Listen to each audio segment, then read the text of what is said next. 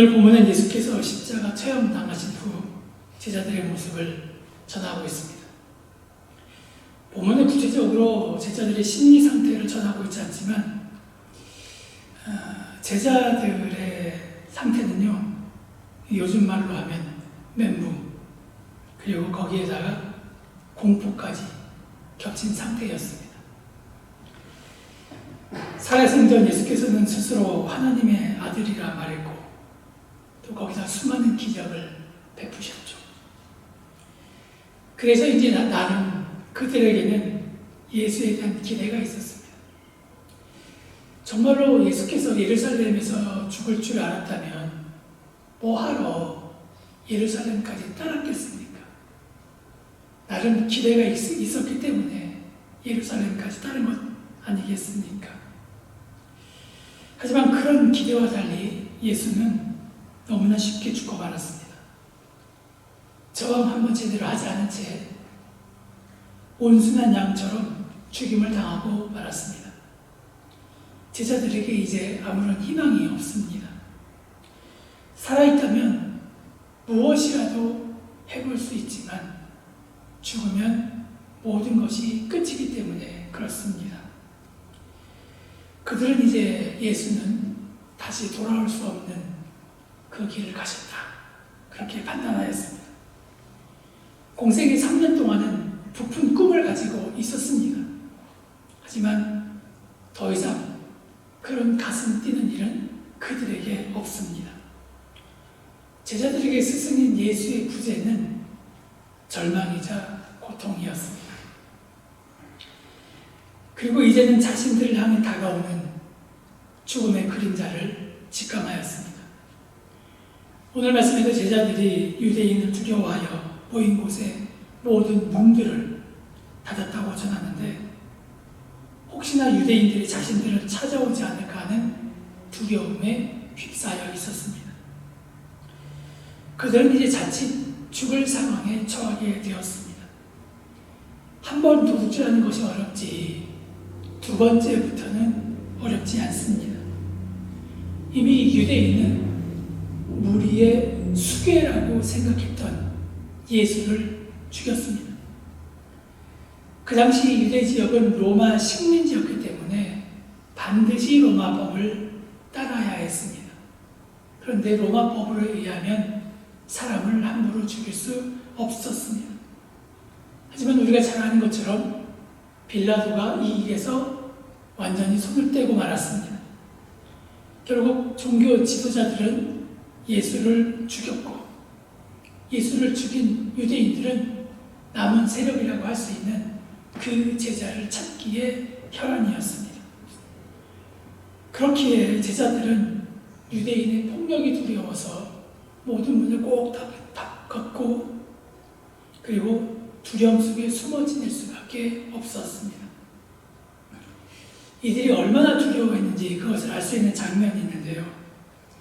우리 요한복음 20장을 1절부터 읽어보면 제자들은 예수 부활에 대한 소식을 최소한 2번은 들을 수 있었습니다. 요한복음 20장 처음에 보면 베드로와 그의 사랑하는 제자가 무덤에 갔을 때 예수가 부활한 것을 알고 있었습니다. 그리고 무덤 밖에 서서 울고 있던 막달라 마리아가 부활한 예수를 만났고 그 소식을 제자들에게 전했다, 그렇게 요한복음 20장은 전하고 있습니다. 이미 예수는 생전에 3번이나 자기가 고난을 겪고 그리고 십자가에서 죽은 다음에 부활할 것을 말씀하셨습니다. 믿음이 있었다면 2번이나 이미 들은 예수 부활 소식을 받아들였겠지만 그들은 스승인 부활을 믿지 않았습니다. 오히려 모든 문을 잠그고 숨기에 바빴을 뿐입니다. 자, 그런데 신기한 일이 일어났습니다. 부활한 예수께서 제자들에게 나타나신 것입니다. 그리고 제자들에게 말씀하십니다. 에이레네 휘니, 이 그리스어 문장은 너희에게 평화가 있기를 이 뜻입니다. 여기서 말하는 에이레네는 평강, 평화, 평온을 말합니다. 그러면 무엇이 평화입니까? 그리고 무엇이 우리를 평온하게 만듭니까? 에이레네는 일상에서 모든 부분이 조화롭고 평온하여 고요하다는 의미입니다. 요즘 말로 이야기하면 저 푸른 초원 위에 그림 같은 집을 짓고 사랑하는 우리님과 한 100년 사는 삶, 그런 삶을 이야기합니다. 이 그리스도 에이레네를 구약 히브리어로 말하면요, 우리가 잘 아는 바로 샬롬, 이 단어가 됩니다.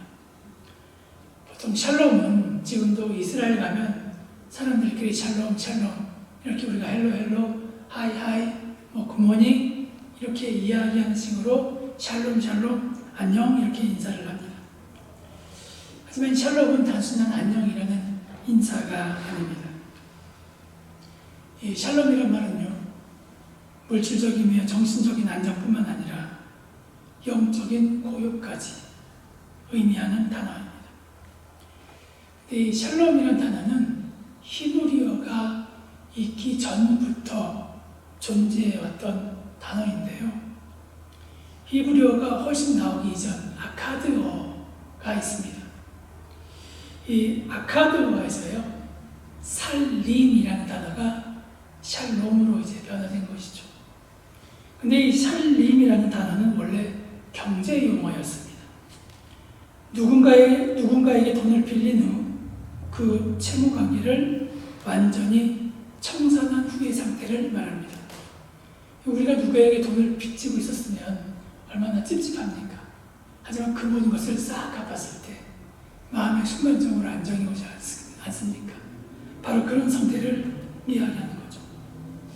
여러분, 샬롬이라는 것은 좀 우리가 여기서 한 발 더 나아가 보면 인간은 누구나 자신의 삶에서 반드시 행해야 할 인생 과업이 있다는 것입니다.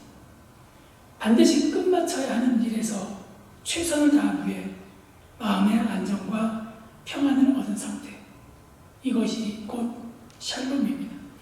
그래서 샬롬은요, 단순히 안녕 이런 인사가 아니라 당신은 자신이 꼭 해야 할 그것을 깨달고 그것을 위해서 최선을 다하고 있습니까? 라는 촉구이자 명령입니다. 근데 조금 어색해요. 지금 두려움과 떨림 상태에 빠진 것이나 징배 없는 제자들에게 예수께서 나타나셔서 너희는 너희 사명을 깨달았고 그것을 위해서 최선을 다하고 있느냐, 이렇게 질문하는 것이 어울리지 않습니다. 그것도 2번이나 말씀하십니다.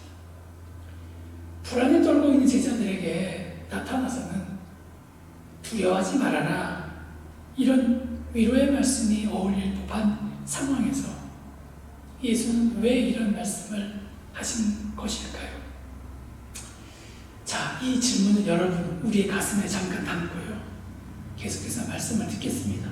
제 말씀을 들어보면 왜 예수께서 에이레네 휘민 이렇게 말씀했는지 우리가 알 수 있습니다. 자, 22절에서 예수께서 제자들에게 특별한 행동을 하십니다. 이 말씀을 하시고 그들을 향하여 숨을 내쉬며 이르시되 성령을 받으라. 자, 바로 숨을 내신 것, 이것이 바로 이상한 행동입니다.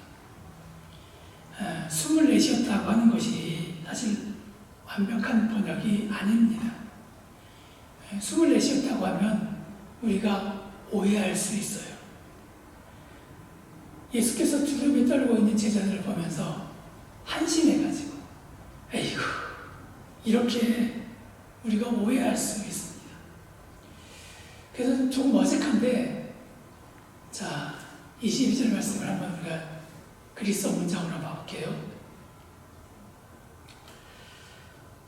투토에이폰 에네피시센 카이레게이 아우토이스 라베테 분유마 하기온, 이 말을 하고 예수는 제자들에게 입김을 불어넣는다.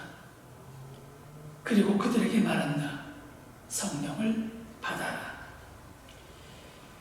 24시다의 에피피사이 그리스어는요, 입김을 불어넣다는 뜻입니다. 바람이 나간 풍선과 같은 물건에 바람을 불어넣는 행위죠. 그러니까 우리가 24시다 하면 잘못해서 아이고 이렇게 할 수 있는데, 그게 아니라 입김을 불어넣다라고 하면 풍선을 불기 위해서 후 하고 불듯이 그렇게 입김을 불어넣었다는 것입니다. 그런데 이 행동이 신기합니다. 제자들에게 평안이 있을지어다 하신 후에 후 하고 입김을 그들에게 불어넣는 일이 신기하게 보입니다. 예수께서 아무런 생각 없이 이런 행동을 하신 것이 아닙니다. 그러면 이 행위는 무슨 의미를 담고 있을까요? 24시다 이 말씀을 들으면 떠오르는 창세기 말씀들이 있습니다. 먼저 창세기 1장 26절입니다. 하나님이 이르시되 우리의 형상을 따라 우리의 모양대로 우리가 사람을 만들고 그들로 바다의 물고기와 하늘의 새와 가축과 온 땅에 기는 모든 것을 다스리게 하자. 자, 이 말씀에 따르면 하나님은 인간을 창조할 때 하나님의 형상과 하나님의 모양으로 지으셨습니다. 즉 모든 인간은 완벽한 하나님의 형상과 모양으로 창조되었다는 말입니다. 그런데 우리가 이 말을 오해해서는 안 됩니다. 사람이 하나님의 형상대로 지음받았다 그렇게 해서 하나님이 눈이 2개, 코가 하나, 입이 하나, 여러분 이런 말이 아닙니다. 우리가 흔히 기도할 때 하나님 아버지 이렇게 기도하지 않습니까? 하지만 하나님은 남성이 아닙니다. 구약시대 제물은 주로 숫소, 순양, 순염소 이런 것이었습니다. 근데 이제 어떤 목사님이 설교를 하는데 구약시대 제물이 왜 수컷이었냐 이런 질문을 하시면서 하나님과 예수께서 남자이기 때문에 그렇다 이런 이야기를 하시더라고요. 여러분 이런 해석은요 생각해볼 가치가 없는 해석입니다. 우리가 하나님의 형상과 모양을 따라 지음받았다는 말은 우리가 하나님의 성품, 하나님의 인격, 그리고 하나님의 마음 이것을 닮았다는, 그대로 창조되었다는 이야기입니다. 자, 만약 우리 신앙인이 이 내용을 그대로 받아들인다면요 우리의 신앙은 무엇이 되어야 하냐? 바로 완벽한 신, 하나님의 형상을 회복하는 여정이 되어야 합니다. 여러분 신앙인은 바빠야 돼요. 신앙인이 아닌 사람은요 세상 같지만 열심히 쫓으면 됩니다. 자, 세상 사람들은 아침에 일찍 일어나서 바로 출근하면 되죠. 하지만 우리는 일찍 일어나서 새벽 기도를 해야 합니다. 여러분 신앙이 하나님의 형상을 회복하는 여정이기 때문에 그렇다는 것입니다. 세상 사람은 주일에 쉬거나 놀러 다니면 되지만 우리는 교회에서 예배해야 합니다. 세상 사람은 돈만 쫓아가면 됩니다. 하지만 신앙인은 그 돈을 버는 일이 하나님의 나라와 그 뜻을 위하는 일인지 판단해야 하고, 때로 그렇지 못하다라고 생각이 되면 거기서 물러나야 합니다. 그래서 신앙인은 믿지 않는 사람보다 더 열심히 더 치열하게 살아야 합니다. 그래서 그저 교회 나와서 구원만 받기를 바라는 신앙은 상당히 소극적인 태도입니다. 자, 하나님은 이런 인간에게 활용점정을 하십니다. 창세기 2장에서 사람은 드디어 생명이 됩니다. 7절입니다. 여호와 하나님이 땅의 흙으로 사람을 지으시고 생기를 그 코에 불어넣으시니 사람이 생명이 되니라. 하나님이 땅에 흙으로 사람을 지으셨습니다.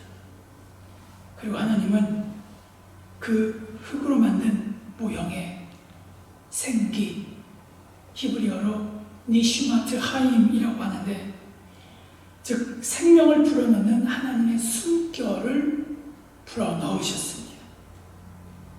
그랬더니 그 흙이 히브리어로 네페시하야, 살아있는 영이 되었습니다. 흙으로 사람을 지었다. 여러분, 이건 중요한 게 아니에요. 중요한 것은 하나님이 생기를 그 코에 불어넣으셨다는 사실입니다. 그리고 생기를 받은 인간은 비로소 온전한 생명체가 되었습니다. 여기서 말하는 생명, 즉 살아있는 영은 육신이 뭔가 신비한 그런 체질이 되었다는 말이 아니라 영이신 하나님과 교통하는 관계에 있게 되었음을 뜻합니다. 그리고 이것을 영적이다, 그렇게 이야기를 합니다. 즉 영적인 존재라는 것은 영이신 하나님과 교통하는 관계에 있음을 뜻합니다. 영이신 하나님과 교통한다는 것은 하나님의 뜻을 알고 하나님의 마음을 알며 항상 하나님의 기뻐하신 뜻을 따라 살기를 뜻합니다. 왜냐?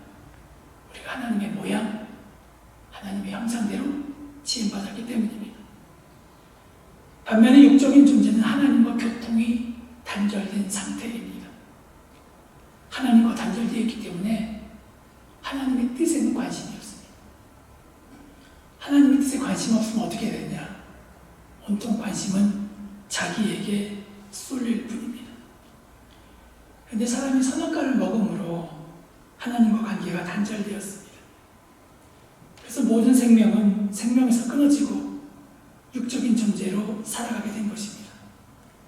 이 단절된 관계를 회복하기 위해서 다시 한번 우리에게 그 하나님의 숨결이 불어와야 합니다. 예수께서는 창세기 2장에서 하나님이 인간을 창조할 때 진흙 덩어리에 구멍을 내고 그것에 니시모트 하임, 즉 생명의 숨결을 불어넣은 것처럼 제자들에게 생명의 숨결 하고 불어넣고 있는 것입니다. 결국 이 문장이 의미하는 것이 무엇입니까?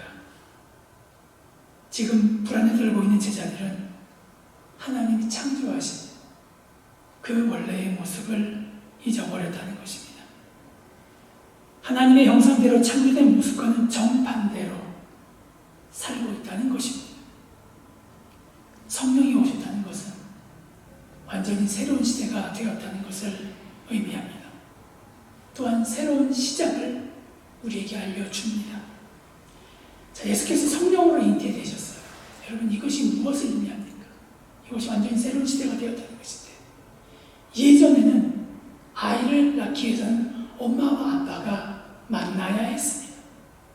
하지만 이제는 아이가 성령으로 잉태되는 새로운 시대가 되었다는 것입니다.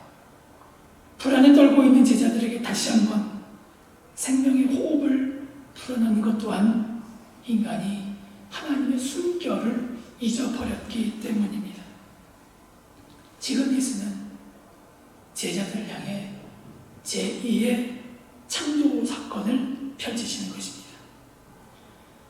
제가 신앙이 완벽한 하나님의 형상을 회복하는 여정이 되어야 한다, 그렇게 말씀드렸는데, 덧붙이면 신앙은 하나님의 형상과 아울러 잊어버린 하나님의 숨결을 회복하는 여정이 되어야 합니다. 근데 그 일을 수행하기 위한 필수 조건이 하나 있습니다. 바로 그것은 성령을 받는 것입니다. 오늘 말씀에서 예수께서 제자들에게 성령을 받으라, 이렇게 말씀하셨습니다. 근데 이 요한복음 오늘 본문은 신학적으로 논란이 되는 대목입니다. 왜냐하면 22절에서 예수께서 성령을 받으라 이렇게 말씀하셨기 때문에 그렇습니다.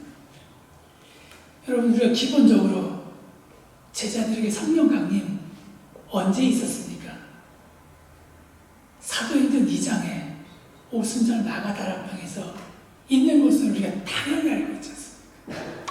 근데 여기서 예수께서 성령 받으라 그렇게 말씀하셨기 때문에 이게 신학적 논쟁이 된다는 것입니다.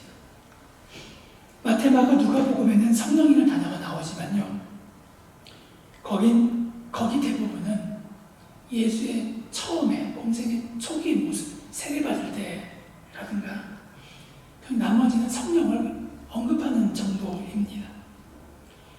성령을 받아야 한다는 이야기나 성령의 역할에 대한 이야기가 전혀 없습니다.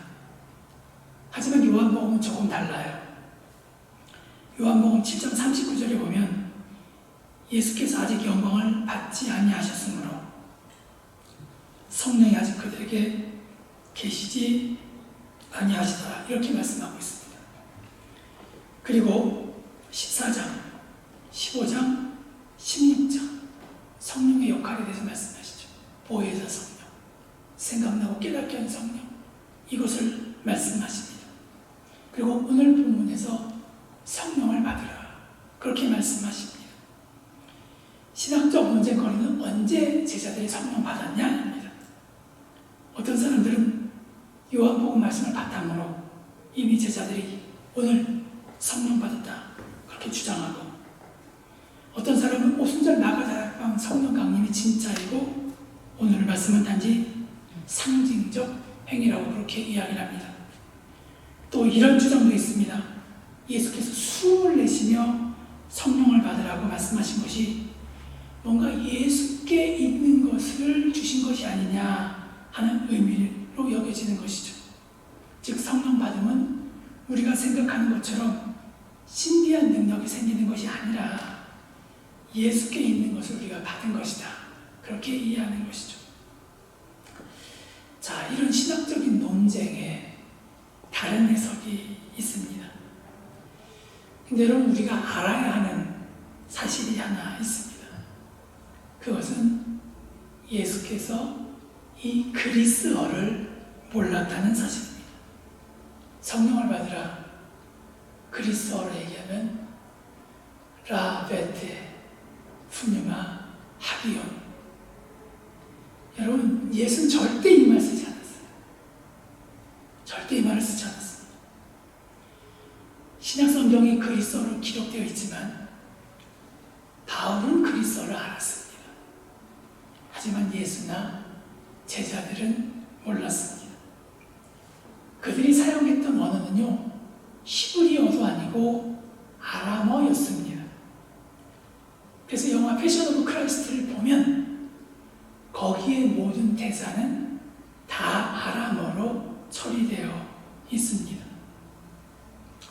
제가 대학원에서 이제 히브리어 문장본을 배철은 교수님이라고 하는 분에게 들었는데요. 이분은 하버드 대학교에서 고대 근동학으로 박사를 받으시고 그리고 서울대 종교학과에서 교수를 역임했던 분입니다.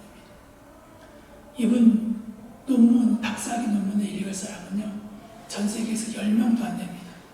왜냐하면 고대 한 왕의 비문을 해석을 한 건데, 그때 왕들은 자기 나라 말로만 자기 업적을 기록한 것이 아니라 여러 나라 말로 이렇게 번역을 했죠. 그러니까 고대어를 최소한 10개 이상을 할 수 있어야 그 비문을, 그 논문을 읽을 수 있습니다. 근데 이분이 오늘 본문에서 이 성령을 받으라 예수께서 어떤 말을 했을까, 그것을 이야기한 적이 있습니다. 이 배철원 교수는요, 만약 예수가 히브리어로 말했다면 예언자 전통을 따라서 슈브, 그리고 아람어로 이야기했다면 타브, 이렇게 이야기했을 것이다 라고 이야기를 했습니다. 예수가 아람어를 사용했기 때문에 타브라는 말을 사용할 가능성이 더 많죠.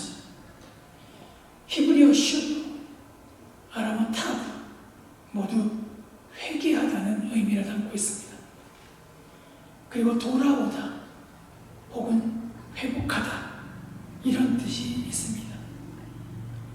오늘 말씀에 나오는 성령을 받으라를 탑으로 해석하여 회복하라로 이해한다면 오순절에 성령이 왔는지 지금 성령이 왔는지 그것은 중요한 문제가 아닙니다. 창세기에서 말씀하시는 하나님의 형상, 하나님의 숨결, 그것을 바탕에 둔다면 인간 누구나 하나님의 형상을 가지고 있으므로 사람인 제자들에게 바로 그것을 회복하라는 뜻입니다. 그렇기 때문에 숨을, 입김을 불어넣으시고 제자들에게 성령을 받으라, 아람어로 타라프, 이 말씀을 하시는 것입니다. 우리들에게 숨결을 불어넣으면서 완벽한 그 하나님의 형상을 회복하라는 촉구입니다. 예수께서 제자들에게 성령을 받으라는 것이 겁쟁이 제자들만 아니라 인간 마음속 모두, 인간 모두의 마음속 깊이 존재하는 하나님의 형상을 일깨워 그 형상을 회복하라는 말씀입니다. 자, 여러분, 회개는 무엇입니까? 회개는 단순히 죄를 고백하는 것이 아닙니다. 회개는 하나님이 모든 인간에게 각각 맡긴 그 사명을 깨달아 알고 그뿐만 아니라 인간 마음속 깊이 숨겨져 있는 하나님의 그 흔적, 하나님의 지문, 하나님의 DNA를 회복하라는 명령입니다. 즉, 타부는 우리의 DNA 안에 있는 하나님의 형상을 삶을 통해 사람들에게 드러내라는 촉구입니다. 여러분, 진리는 어디 있을까요? 일반적으로 진리는 객관적 지식에서 찾으려는 경향이 많습니다. 사람이 돌을 닦고 철학에 심취하고 수많은 정보를 얻으려는 이유는 바로 진리를 찾기 위함입니다. 제가 지난번에 말씀드렸죠. 파랑새는 바로 우리가 살고 있는 그곳에 있었다. 여러분, 하나님은 창세전부터 우리 안에 하나님의 숨결을 불어넣으면서 하나님의 진리를 이미 우리 안에 숨겨 심어 놓으셨습니다. 우리가 하나님의 형상과 모양대로 지음받았다는 것, 그리고 그 하나님의 입김을 우리가 받았다는 것, 여러분, 이것이 바로 진리입니다. 진리는 우리 인간 마음속 깊은 곳에 있는 그 잃어버린 금화와 같은 우리의 전부, 즉 하나님의 형상을 회복하는 일입니다. 자, 우리는 무엇을 찾고 있습니까? 우리는 무엇을 발견해야 할까요? 성령을 받는 일이란 우리 마음속에 있는 하나님의 형상, 하나님의 숨결을 발견하고 그것을 회복하는 길입니다. 우리 안에 어떻게 해야 평화가 임하고 어떻게 해야 평온한 삶을 살 수 있을까요?